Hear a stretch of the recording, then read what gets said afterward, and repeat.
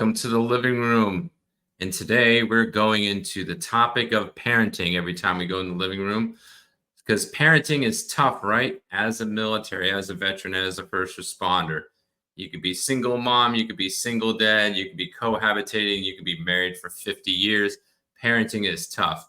And you think it gets easier? Probably not. And if you're a really good dad or mom, you're going to go over and know that parenting doesn't end until you're dead.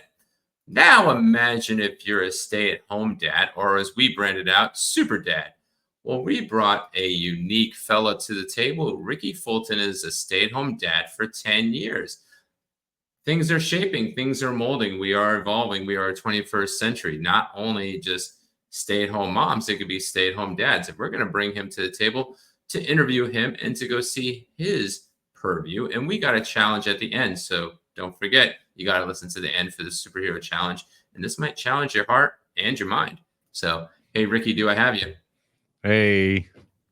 Ricky, I have not met any super dads yet. I got to be a super dad for maybe about 6 weeks when my wife was making more money than me. And I'm like, can I come home and not die from my job? And she's like, sure. And then 6 weeks later, she was so exhausted doing the school and the job. And then I got military orders. And then, yeah, pretty much we switched roles again.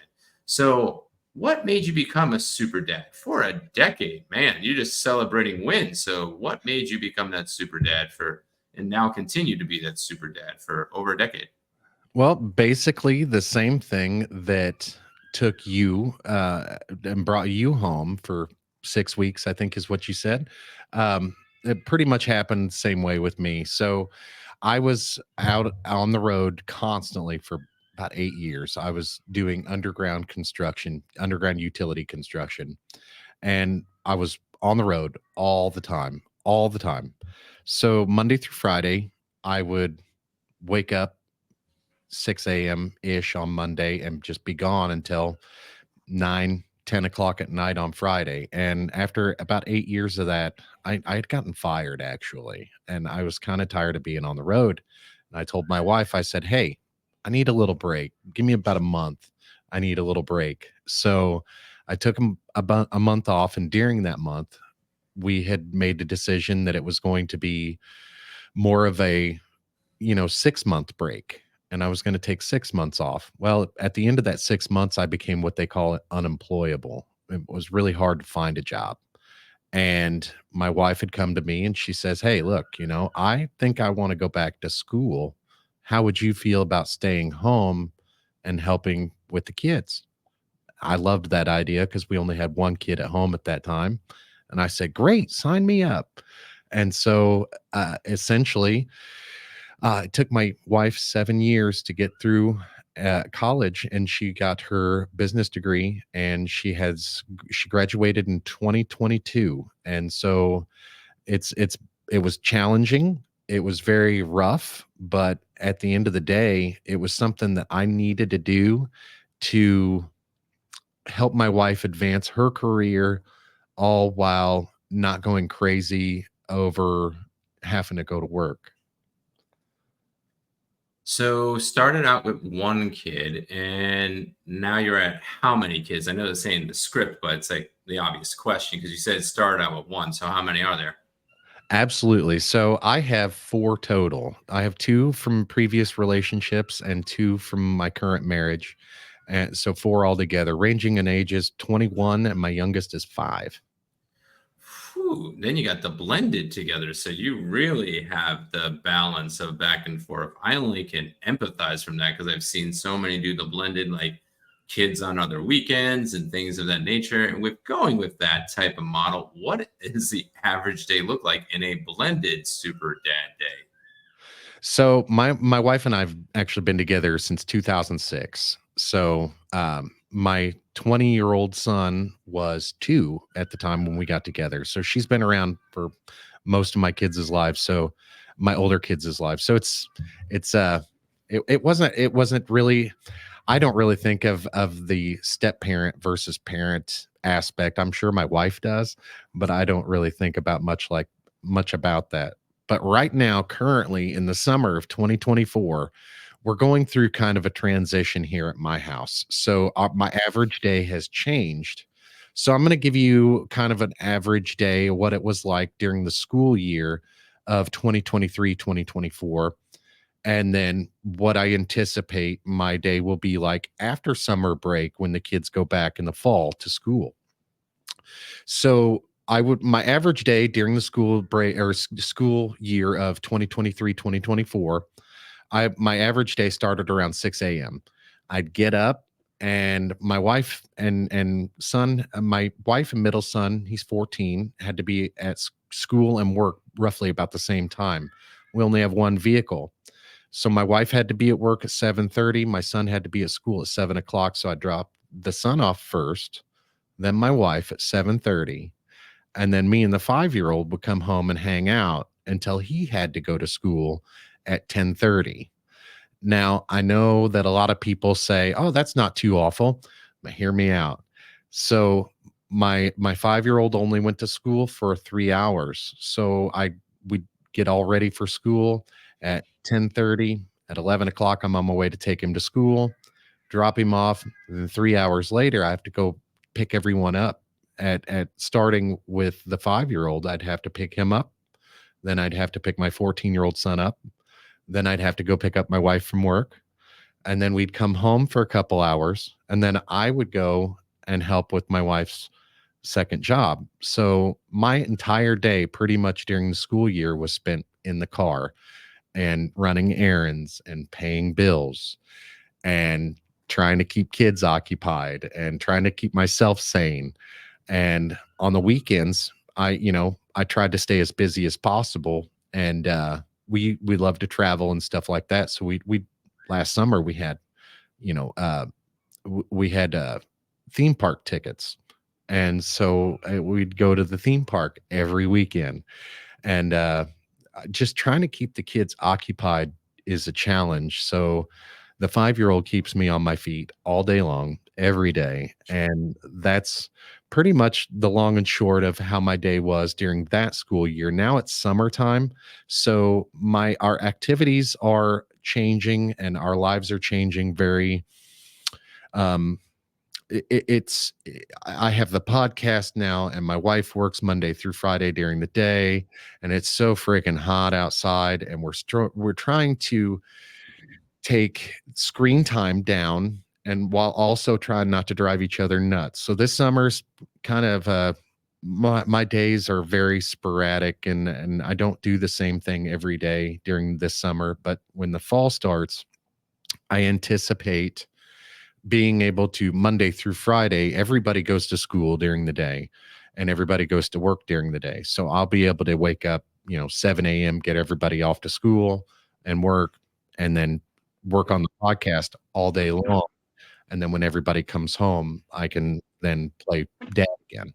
So that's going to be interesting for sure, because with my podcast, I'm not I'm only able to work evenings and weekends right now on the podcast, and it's not conducive to a very good time. So Yeah, I can totally relate to the podcast side because I've been doing that for years and everything else. But yeah, I mean, when I was going over and doing it, I was fortunate and blessed that I had buses that picked up all the kids, and all my kids were in the same age.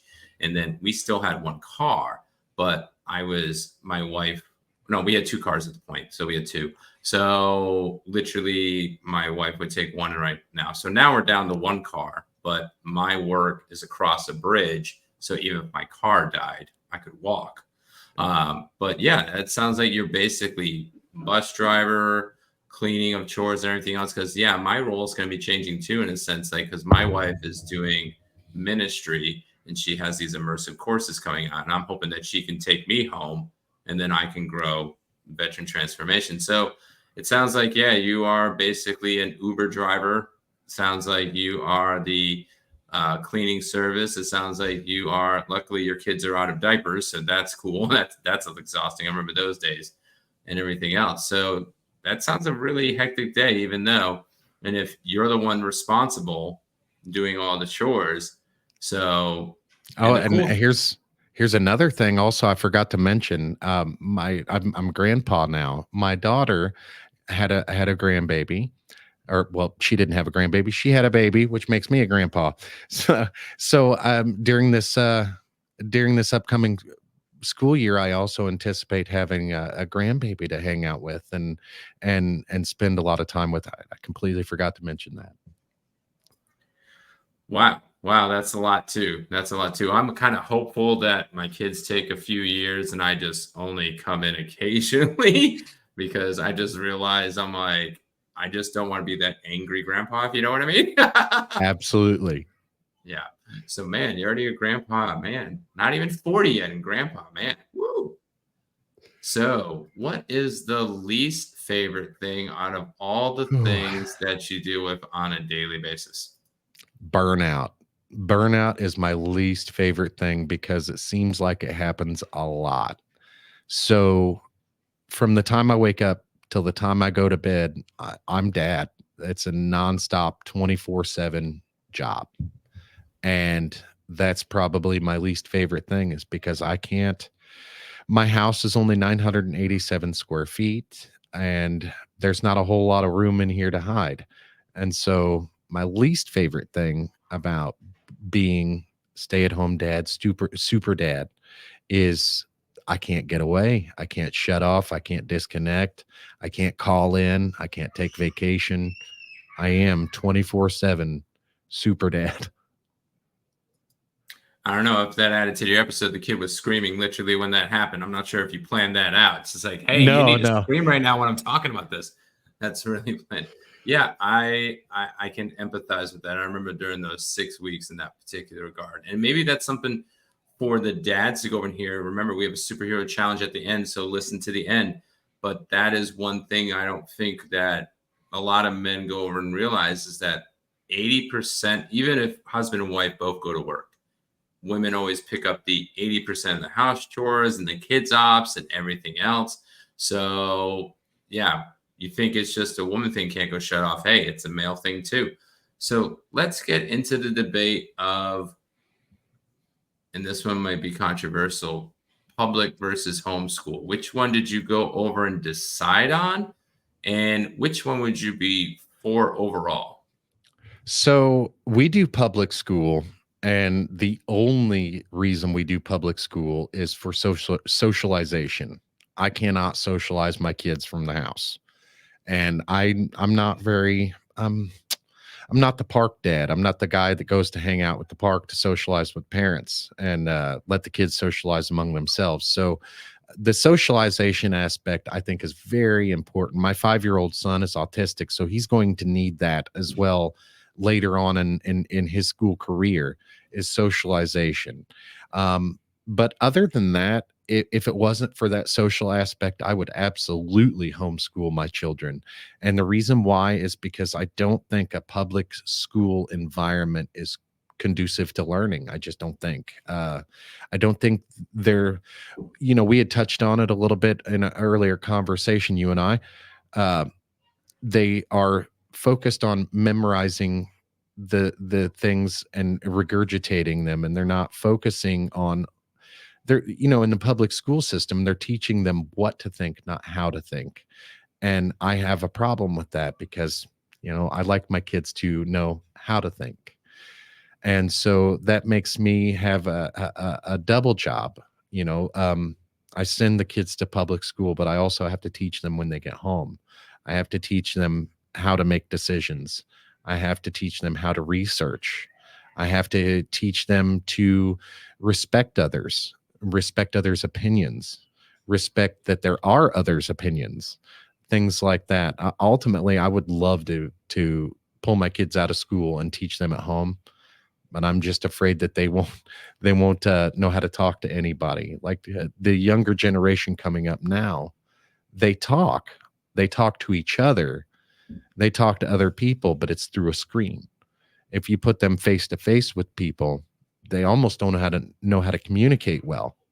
And so I worry about that as well. I need them to be social, productive members of society. And I think public school is a great place for that. But that means that we have to do extra work at home to ensure that they are learning, to ensure that they will learn and that they have the capability to think and know how to think. I say that's definitely key. So for me personally, I was hopeful to do the homeschooling personally. I have an education background. I train, I teach, I speak, and we were hoping to do a business on wheels years ago, helping out marriages and families. We still do with War Hero Superhero, and then Learn and Live is the major company. But they had, yeah, two of my kids are autistic. I'm autistic myself. So, in the sense of that and ADHD, I'm like a combined. It only took me 42 years to figure out I was autistic and ADHD. I wish I would have known earlier. But in that particular regard, they had developmental delays, dealing with education plans. But now having kids, eighth grade to junior in high school, if I could go do it over again, I would homeschool Montecito.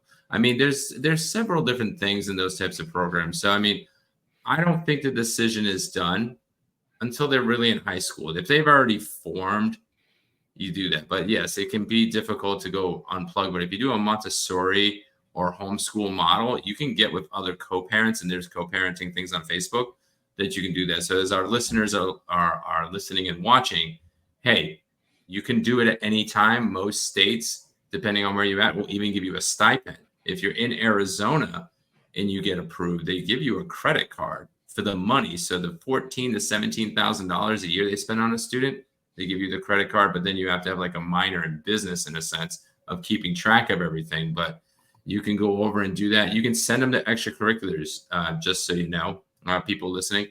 The schools will still let you send them to extracurriculars. So you still can be plugged into those schools, but you want to research your state, research your programs. I think K-12 is a great program. Liberty University has a great program. But yeah, in retrospect for me, I kind of wish, because the thinking, getting to the hows, the whats and the whys, I would agree with you in that struggle, is that they're just learning 8 plus 8 is 16, but not 8 plus 9 is 17. Unless they're told it, they're getting taught, they're not getting trained.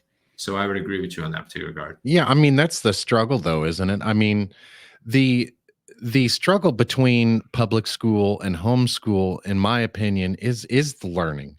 But how much of that learning can be done outside the classroom from home, as far as like math and communication skills and stuff like that? I think that, if by going to public school, there's a certain amount of grit that you get from having to go through public school. I also think there is, unless unless it comes down to my state. I live in Missouri, so K through 12, I think, or K-12 is the most popular program here. But in my state, we don't have any extracurriculars for homeschools. And not my city, I should say. I don't know about the state, but my city. Um, I have checked into it, but there's no extracurriculars that I can do with the kids, or I can send the kids to do by themselves through homeschooling. And I think part of the problem with taking them out of school, period, I don't if we do that, if we all do that, we're going to lose the public schools. And I think just redoing the way public school is, I think maybe that would be preferable than taking it away completely. Yeah, I don't see that taking out 100% completely, but public school was literally built on the factory type mindset. You have Yeah. lecture type based rooms and everything else and teaching. And when you got the No Child Left Behind, and then trying to meet certain metrics, but then you allow the child to fail, because I got 4 kids and 2 of them should have failed this year. And literally, I'm 100% behind it, because failure is your first attempt in life. Sale is your second or subsequent attempt in life. So you can go from failing to sailing in life. I was a C&D student. I failed. What was it? Senior year. It was algebra 2 with trig.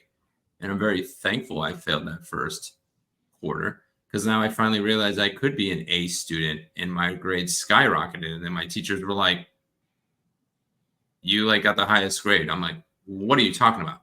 They're like, you got the highest grade in all of the English classes. I'm like, you sure you're talking about Neem and not about Danny Samoa? Are you sure you got the right Danny Faust? Because we both look short. I mean, he's Italian and I'm not. But I mean, like, we're pretty much the same height, short dudes with the same name. We just had different last names. Nope. I got the best grades like in that last quarter. And then math, I was tutoring people and I realized I had a passion for teaching and educating.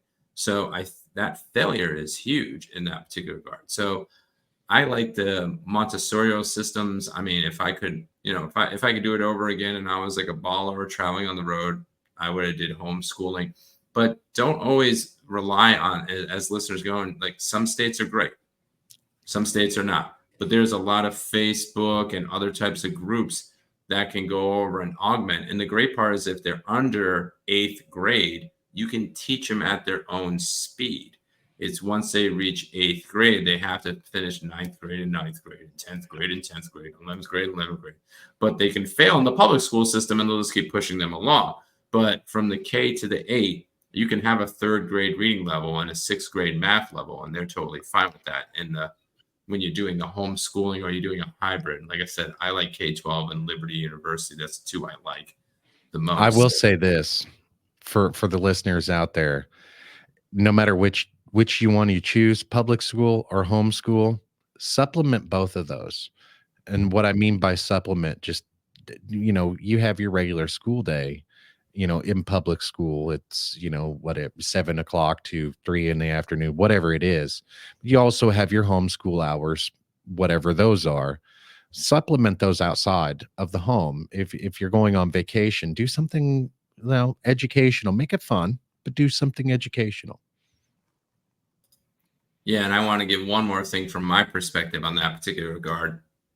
Don't assume you both have to have an income to do either homeschooling and all these different types of options. I'm just going to give the math from my perspective. So I have 4 kids, and at the time, they all right next to age. So I got twins that are 14, 15, 16. So go back 10 years ago when I had to quit the job for 6 weeks. And even when my wife stayed at home. So it went back and forth between I stay at home, she stays at home. That was the longest stint I had, 6 weeks. You can afford the one income because if you just do the simple math. So if we're going to pretend me and Ricky are married just for fun. I know this is crazy, but we're just going to use this example. We both earn $50,000. And I'm the first one that earned the $50,000. And Ricky's the second one. It's like, I want to go to work. And I'm like, all right, we'll be that dual couple, double income with kids. Well, what happens is the first $50,000 pays for taking care of stuff. But now you say, use my 4 kids as an example, you go put them all in daycare. Now, the $50,000 from Ricky is going to go to this. It's going to be $2,000 a month to put those 4 kids in there. Then you're going to add the extra diaper changes. Then you're going to add the extra commute time and the second car and all these types of things. So when me and my wife were working, we tried to do the double income. Unless you're making a significant amount of money, you have to understand that you're taking your kids and putting them in those systems sometimes just to go over and to realize that you're having to do the extra education, the extra money. In most couples, and it's unfortunately for women, they typically don't earn as much. There's still that glass ceiling. I wish it didn't exist. It doesn't exist in the military, but on the civilian sector, it really does. Yeah. And you go over and look at it, and then you do the tax brackets and everything else, you're going to be taking home pennies on the dollar. So if you're considering like stay-at-home dad, stay-at-home mom, homeschooling, those types of things, you actually, if you do it smartly and wisely, you can actually make $50,000 feel like $75,000 or $100,000 compared to making $100,000 and you're sacrificing everything just to go to work. If you need that in your life, do it. But fiscally, that was one of the factors that led us to that was one of the factors that led us to be where we're at now and being a stay-at-home parent myself. It's very, very weird to think about. You don't really think about it until it happens, but we are better off financially now than we ever have been. And that's horrible. Like financially, we're as a country financially bad as a country, but we as a two income household, we were exactly spending a lot more in childcare. We were spending a lot more in fuel, insurance costs, tires. Um, the fuel was a big one, and car payments.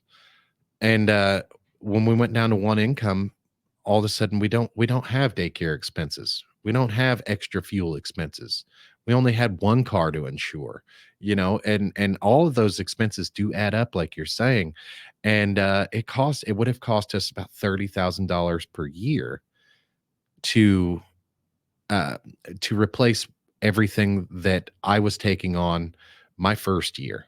So, and I wasn't making $30,000 a year. You mean you working in underground stuff that we talked at the beginning of the interview? You made wow. I You was were making making 18 bucks an hour.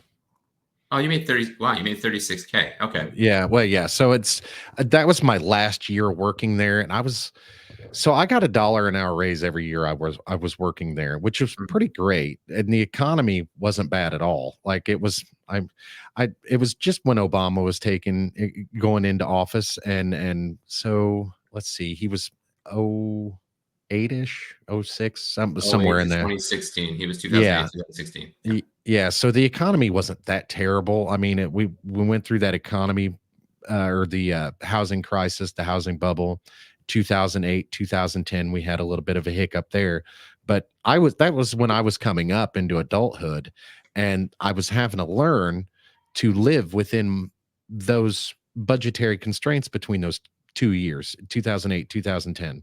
So I was 21, 22, yeah, 22, 23 in there, and those years I had a truck that I was spending $800 a month in fuel. I was wasting all kinds of money in living and having fun and being a kid, and then as soon as I decided to buckle down and start worrying about future and expenses, all that stuff, like none of that stuff mattered anymore. And like babysitters and child child care and food and rent, all that stuff became more important. And $30,000, I was making right at 35,000 ish when I got fired, but I'd not been there very long. I started that job at 1140. I think I was making 1150 an hour in 2006, and then a pretty steady a dollar a year after that. Wow. Wow. I thought I had some low wages back in the day. Whew, man. That just goes to show you that we do a lot of work for very little money. Yeah. So now it's been a decade. How did you deal with this stigma? I mean, do you still have a stigma now, or is it maybe just at first? Because friends, family, it sounds like you don't go much to the parks. I went to the parks, so I felt that stigma for those 6 weeks. What about from then to now? Is it better? Is it worse? It's a lot better now. So when I first started being a stay-at-home dad, the stigma was terrible. Nobody could believe, oh, you're doing what? Wouldn't you rather work? Like, no, I wouldn't rather work. Would you? Like, if you had an opportunity to stay home with your kids, you wouldn't do it. You know, it's that kind of thing. I I didn't. It hurt my feelings there for a while because of who it was coming from. I was dealing with it more from family than with friends or strangers, and the family members that had an issue with it just had an issue because I wasn't working and earning an income. It wasn't about not being a provider. It wasn't about helping the family. It was about their status. Somehow it was all about them. And the stigma is very difficult to deal with at first, but now I just don't care. I don't really care. Like, this is what I'm doing, and it works for us. And it took a lot of long conversations with my wife to feel this way, but I feel like I'm harder on myself than anyone else ever could have been. I feel like I feel worse myself because I'm not earning an income when sometimes we're struggling. Like right now, we're living paycheck to paycheck. It feels like I could be out there earning more, but at the same time, I'm providing what I can for my family, and what I am providing is irreplaceable. Yeah, I mean, just for example, again, going back to that dual income, your average, you're going to eat lunch out. 2 out of 3 meals are eaten a day. out. It's usually you'll eat breakfast quickly at home, and then you'll lunch will be eaten typically at work, and then you dinner maybe to go. You're more impulsive on that. So we're averagely spending now because of inflation. You'd be spending about probably 150 to 200 bucks every 2 weeks. I mean, in watching that. So I think it's always prevalent. Like just going at home, like if you do the stay at home mom, we'll just count the stay at home dad, doesn't really matter. When you do the mathematics, we owe our stay at home parents roughly $48 million a year. Some crazy thing on all the different jobs you go over and do. And then I make a joke with my wife. I'm like, yeah, you owe me on this. She's like, well, I've been staying at home for about 16 to 18 years on and off. I did work on my 48 million, just put it on my tab, you Yeah. know. So I will always be in debt. It's not as bad as the one that we have for the nation, but at least that debt is a little more payable. So now let's get into out of the stigma to get into the good parts. What about what's the best memory you have as a super dad? Vacations, man, vacations. So we recently took so it was 2023, no, 2022. We had taken 2 trips to Universal Studios in Orlando, and those were amazing trips. And I can't. So my best memory I have as a super dad would have to be many memories, because every time we go and take a vacation, every time we go take a trip that's away from the house, it's such a magical experience to watch my kids enjoy the things that I love, like roller coasters, theme parks, museums, stuff like that. And if I had to pick one memory, if it just one memory that I had to pick would be my favorite, it would be one time we went on a trip to the Smoky Mountains and rented a really nice cabin. Me and my sister, my brother-in-law, and our children, and it was a great time. And I'll never forget just hanging out at the cabin, looking at the kids and how happy they were, how happy I was to be there, and hearing all that stuff and drinking coffee, looking out at the mountains. It was gorgeous. And then in that same trip, I also took my 2 oldest boys in a helicopter tour above the Smoky Mountain National Park. Man, that would be a really cool video to go over and see. Probably get a little nauseous because it's a helicopter, but that'd be really cool. It was awesome. That's really cool. I think my best memory, the 6 weeks as a super dad, was I think the times when before they got teens and everything else is like actually getting to play and to get to know them a little bit. Because when you're in the house, you're like task dad. It's like you get into the living room and you're operating out of the living room and you're just like task, task, task in those moments. But when you get out of the house, they always like engaging with dad better. That's just how I've seen in my opinion. It's just like even with driving, like my wife, they're like, would they ever have me or my wife? And I drive very cautious, like grandpa. So they like me better. My wife drives like a speed demon. But when I'm out there, it's like it's so much easier to engage because it talks about in the scriptures that you're supposed to go in to and fro and then teaching lessons and everything else. I get an opportunity to be creative and to teach lessons and to do things and I like the math lessons too sometimes, even going out. Like my daughter one time, my youngest daughter, she's my autistic daughter, but she's like super smart. It's just sometimes emotionally or like task wise, she gets lost. And she goes over and I let her go order and trying to teach her social engagement, eye contact, and everything else. And she keeps looking at me. I'm like, you're looking at him. I'm like, you don't look at him. I'm like, you're not going to get food. I'm like, that's on you. I'm like, and she was like 13 at the time. She's 14 now. And she only ordered like maybe $3, $4 worth of stuff. And then I let her deal with it for a little bit. We're in the mall and everything else. And I'm like, I said, did you order okay? She's like, yeah. I said, are you sure? You look like you're starving. She's like, maybe I should have been a little more bold and talked. And then I gave her some of my food. She said, thanks, Dad. I said, well, I'm not doing that again, though. I'm like, next time you go, I'm like, you're 14. You can starve. It's not like I starve my kids, but I'm like, it's teaching them like, you Yeah. know, they would starve themselves. If you have younger kids, God, they could starve themselves today. I ain't eating that. And I'm like, you'll go on a 3-day revolt, by, or you'll find some way to sneak snacks in the house anyway. But I think those are the great moments, like when you get the light bulb to turn on and to go over and to do that. That would be my best memories. That when you're outside the home with them, you actually can connect. You're not like just in task mode. It's like it's very hard to keep it in Getty when you're the stay-at-home dad. Because I do most of the chores. My wife's growing evangelist. So even though I work, I'm still coming home and I'm doing all the chores. I'm doing the podcasting, trying to keep her business up and rolling as we're growing it together. So I get that you can get burnout, as we talked about earlier. But out of all things, getting away from burnout, and those were great memories to go over and share.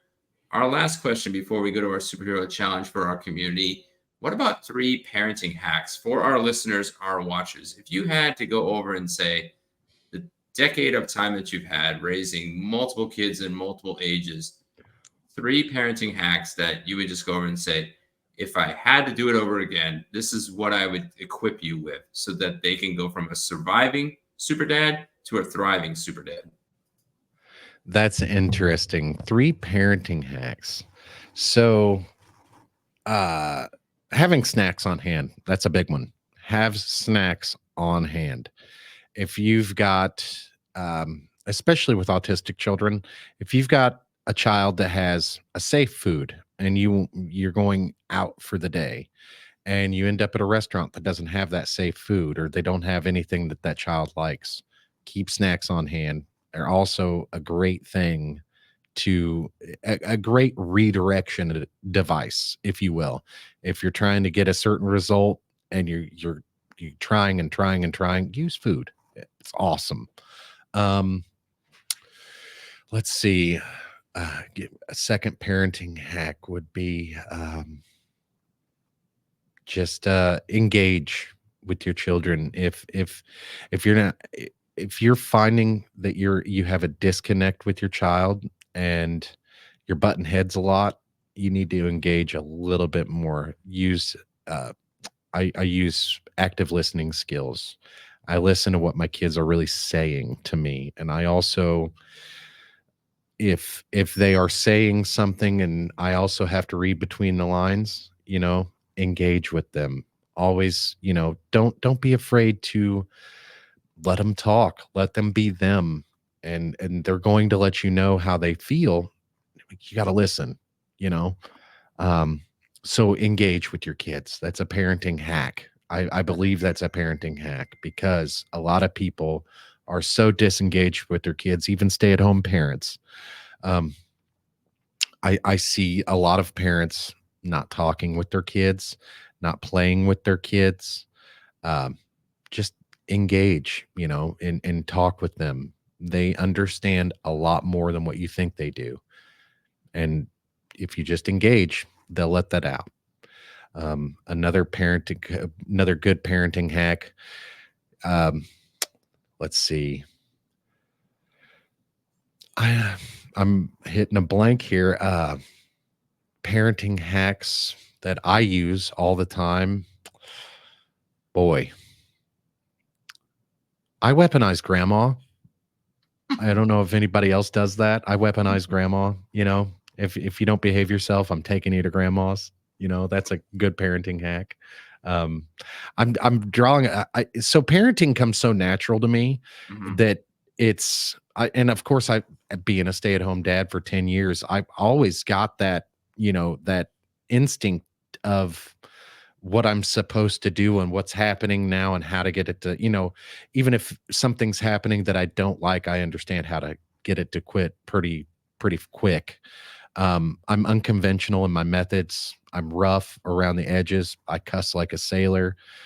Um, I use a lot of colorful words when talking with my children, but they understand that those are, uh, I guess, uh, words of terms of endearment would be a good word to say, or good phrase to put that. I That's just, man, identifying with them. It's so easy to do because I've been doing it for so long. Like I said, I've got 21 years of parenting experience with kids under the age of 18. So it's so natural to me now. It's very hard to be able to, like, oh yeah, do this with your kids and do that with your kids, and you're gonna have a successful kid. Because at the end of the day, at the beginning of the day, when they hand you your baby at the hospital, there's no there's no manuals. They don't tell you what to do. They just they hand you the baby and they say, "Here, try not to kill it," you know? And so you go home and you just do your best. And there's a parenting hack. Do your best. Always do your best for your kids. And just, take care of number one first.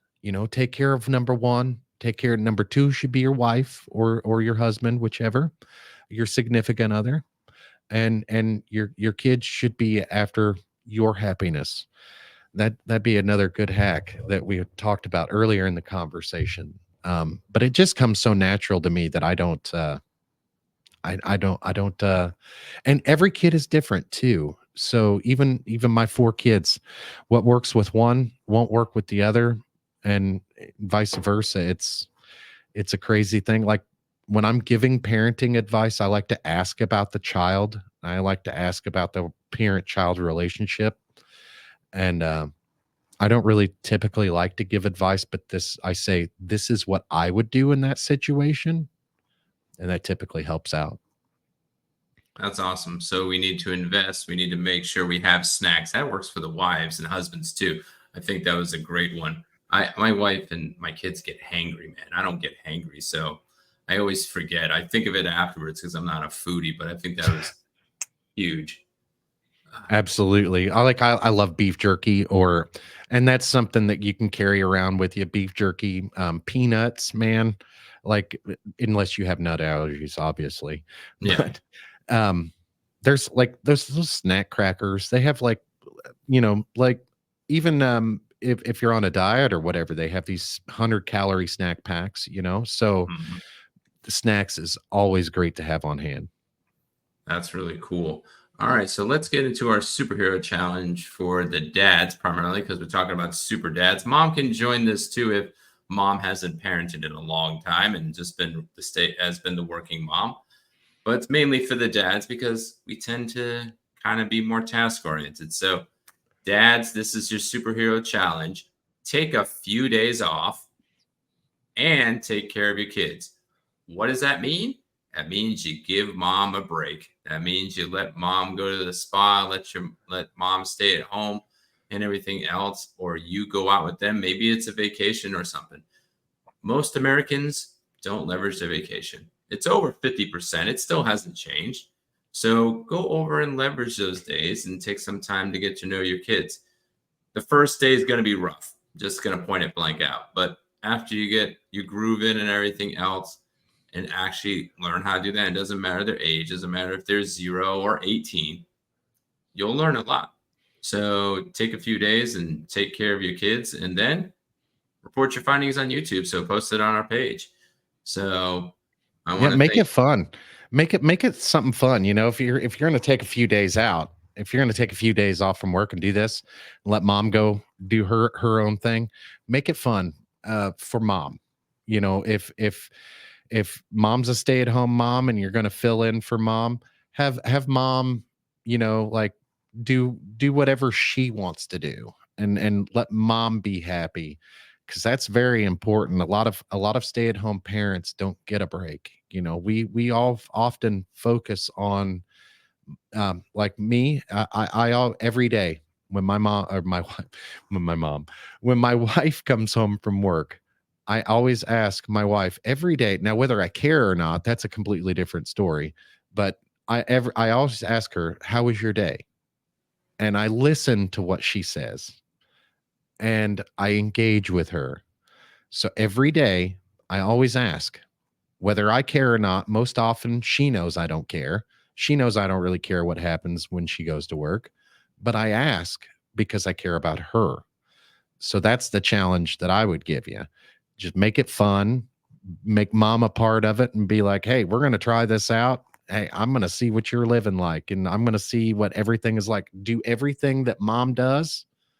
You know, if mom cooks, cleans, does the laundry, does the dishes, takes care of the kids and all that stuff, do all that. And I guarantee you, it's not as easy as you think it is.